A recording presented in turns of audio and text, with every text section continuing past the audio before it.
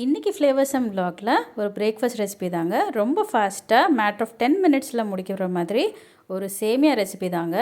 இது டேஸ்ட்டும் ரொம்ப நல்லாயிருக்கும், கொஞ்சம் வித்தியாசமாகவும் இருக்கும். எல்லாருமே ரொம்ப விரும்பி சாப்பிடுவாங்க. வாங்க எப்படி பண்ணலான்னு பார்க்கலாம். அதுக்கு ஃபஸ்ட்டு கடாய் வச்சுக்கோங்க. கடாயில் கொஞ்சம் எண்ணெய் ஊற்றி அதில் கடுகு, காஞ்ச மிளகா போட்டு கொஞ்சம் பொரிஞ்சதுக்கப்புறமா அதில் உளுந்து, கடலைப்பருப்பு இருந்தால் கடலைப்பருப்பு போட்டுக்கோங்க. நான் வேர்க்கடலையும் போட்டிருக்கேன். அது போட்டதுக்கப்புறமா கொஞ்சம் சீரகம் போட்டு ஒரு 5-6 பல் பூண்டு தட்டி போட்டு நல்லா ஃப்ரை பண்ணுங்கள். ஃப்ரை பண்ணதுக்கப்புறமா ஒரு 2 வெங்காயம், ஒரு 4-5 கொத்து கருவேப்பிலை அதையும் போட்டு நல்லா ஃப்ரை பண்ணுங்கள். இது நல்லா ஃப்ரை ஆகணுங்க. இந்த வெங்காயத்துக்கு தேவையான உப்பு போட்டுருங்க.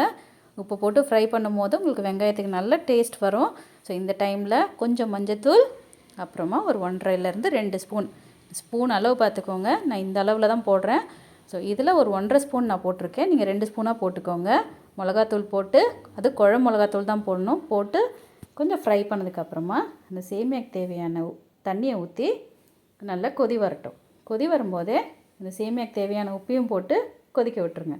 ஸோ இந்த மாதிரி கொதிக்கும் போது நான் இங்கே சுவை சேமியா எடுத்திருக்கேன். இது வந்து ஒட்டவே ஒட்டாதுங்க, ரொம்ப நல்ல டேஸ்ட் இருக்கும்.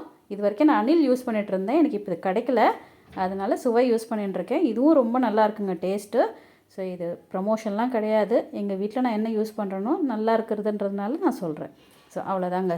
போட்டு மிக்ஸ் பண்ணிவிட்டு ஒரு 5 நிமிஷம் சிம்மில் வச்சிங்கன்னா அவ்வளோதான், ஒட்டாதுங்க. ஒன்றோட ஒன்று ஒட்டாமல் நூடுல்ஸ் மாதிரி ரொம்ப சூப்பராக இருக்கும்.